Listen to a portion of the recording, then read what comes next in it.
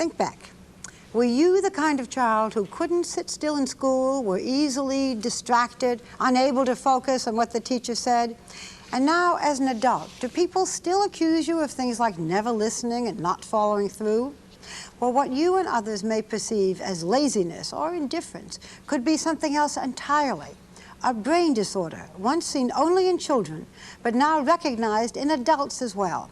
As Catherine Pryor reports, there is a treatment, and having it can change your life dramatically and overnight.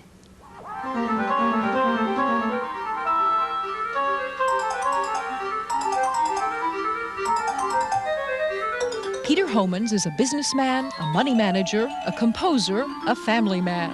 His attention constantly bounces from one thing to another as he moves through life at a frantic pace. It's a feeling captured in the unusual music he composes. You'll have the clarinet playing along, and all of a sudden these, marimbas and vibraphones come out of the bottom, and all of a sudden the trumpets come out. It's kind of overflowing, and that's the way I experience life. But for Peter, this frenetic life of constant movement is not by choice. Instead, it's what he's literally driven to do by something called attention deficit disorder, a biological disorder of the brain that affects millions of American adults. This disorder was first diagnosed in children over 50 years ago and came to be known as hyperactivity because that was the most obvious symptom. Years later, it was renamed attention deficit disorder, ADD, when experts found there were other symptoms, such as a tendency to be impulsive, or terrible problems concentrating or paying attention. But for years, ADD was only diagnosed in children because no one thought to look for it in adults. Can I have one, sir? But it is now known that at least half of the children who have ADD never outgrow it, and its untreated symptoms can plague their adult lives. I've had the experience where I can be talking to someone like you, and your mouth is moving, and I'm literally not hearing you. Randomly, something on the order of 30 or 40% of the time, I will lose all focus altogether. Hey, can you say Cincinnati? Can you say? These lapses in attention have frustrated Peter his entire life. In school, he showed very high intelligence, but periodically, without any warning, he couldn't function at all. I'd read the same thing 35 times. None of it would ever sink in. I couldn't concentrate on anything. My mother thought I was doing drugs, but I wasn't doing drugs. I mean, and the school thought I was doing drugs. But I just completely lost concentration. Doctor, what sort of things do these children tend to hear? According to ADD expert Dr. Ned Hallowell, without a proper diagnosis, parents and teachers can become frustrated and even angry with such a child's behavior. Typically, they're told they're stubborn, they're lazy, they're willful, they're stupid, they're underachievers. As they get older, the teacher comments become very moralistic. Your life is in your hands. If only you would try harder, if only you would buckle down. I just thought I was, damaged, or not very bright, or something. I mean, Now, you knew you were bright. You knew that. But I didn't, because if I was bright, why would I be incapable of doing these things? And what discovering ADD did for me was it said, hey, listen, there is a reason for this, and it's just a chemical thing. It's like a switch that goes on and off. So she would be here 30 minutes. Before the discovery of a biological basis for ADD, the disorder was blamed on everything from bad parenting to food additives. Dr. Alan Zemetkin's research at the National Institutes of Health changed all that. We study the patients using parts of the brain that are important for paying attention. Energy Dr. metabolism. Zemetkin discovered that the ADD brain is less active than the normal brain, as you can see in these computerized PET scan pictures, where red and white shows more activity in the normal brain, and green and blue shows less activity in the ADD brain. So the ADD brain can't do its job of focusing attention or controlling physical or emotional impulses. Researchers also learned that ADD can be genetic.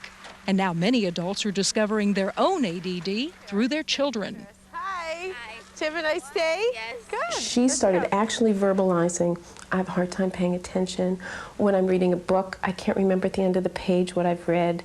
When I'm watching a movie, I can't remember at the beginning of the movie at the end what happened in the beginning.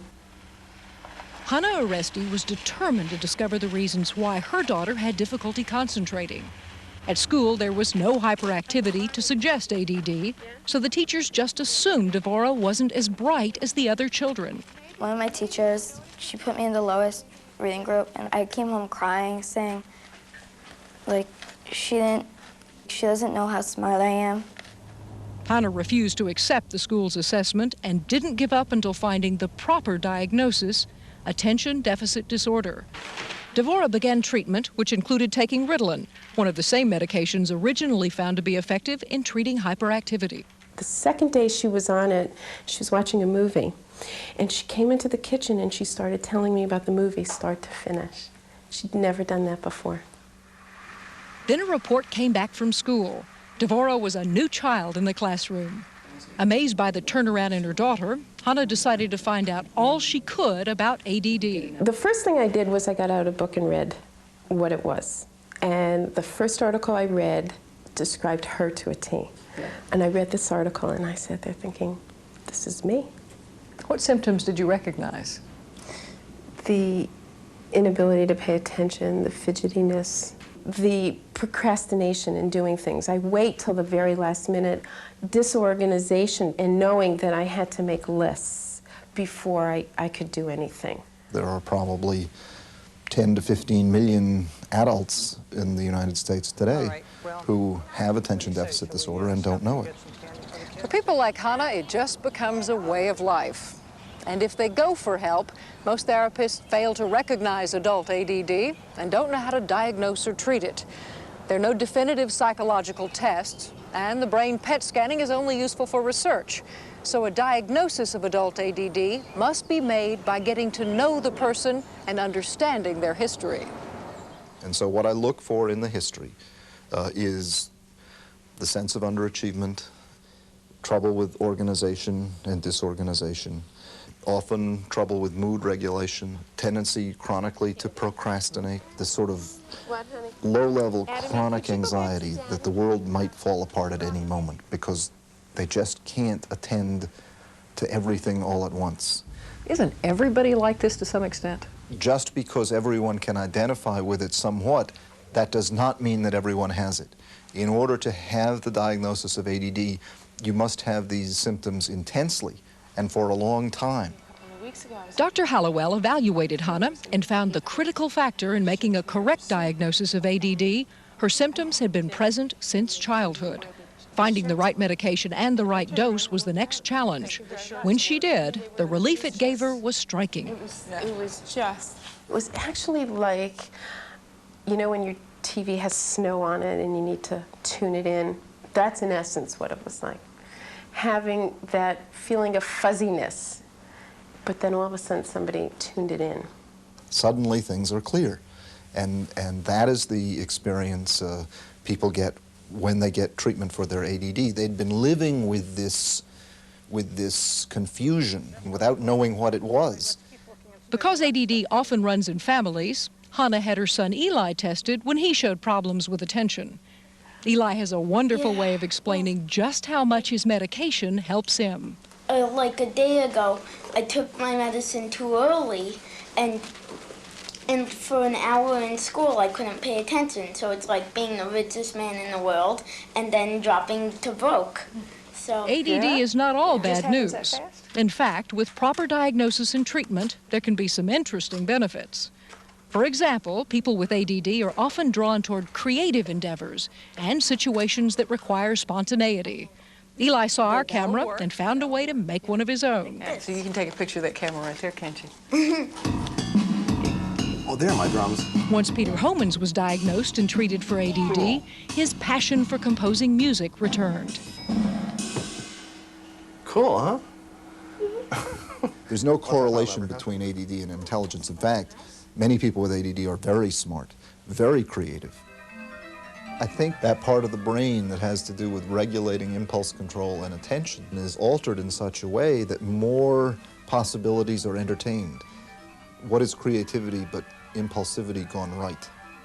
Just as discovering ADD can open up a life, living with it undiscovered can destroy one. What did I do wrong? Get in now. Hadley? For Bill Garnett, his undiagnosed ADD was hurting everyone he loved and turning life at home and at work into a nightmare. When I would enter the office, I always looked at it as a war zone. It's just too much pressure for me, so I would just immediately run into my office and close the door because nobody could bother me. I always felt like I had everything up in the air, nothing getting done. I would start a lot of different projects, but never finish one.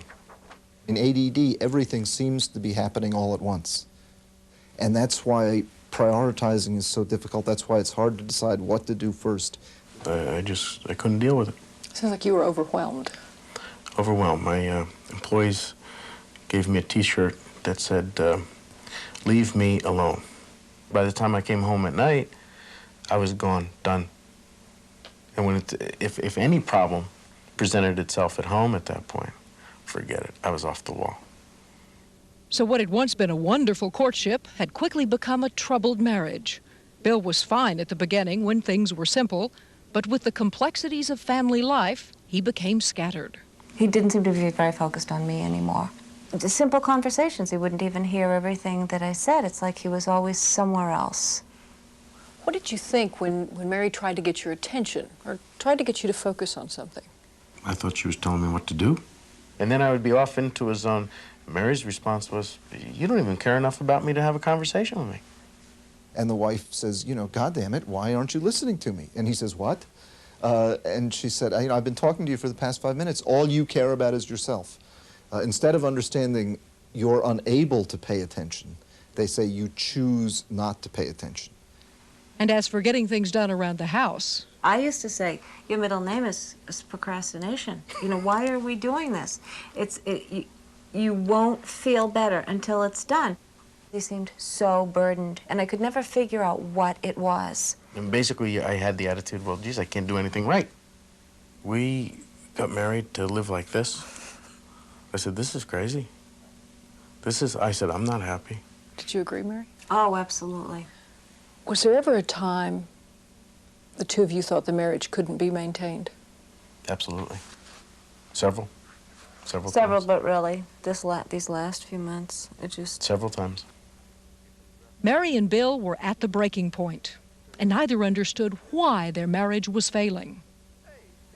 And if we didn't have the situation with my son, I would have never even started to think about what the reasons could be. What was the situation with your son? My son Bradford was tested, and they diagnosed him with an attention deficit disorder. When the doctor explained Bradford's disruptive behavior, Bill recognized himself both as a child and an adult. And then came the question that changed Bill's life.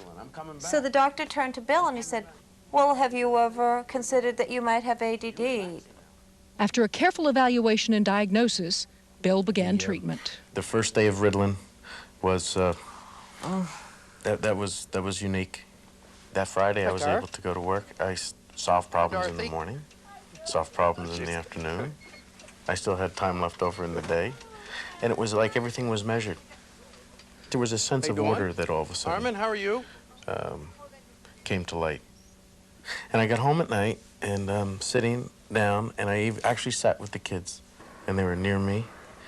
We were watching TV, and Mary came in, and we were talking, and I was just calm. It's very emotional. I'm thinking, my goodness, it's like we have been released. We've been freed. We have a totally new lease on life, and we like each other.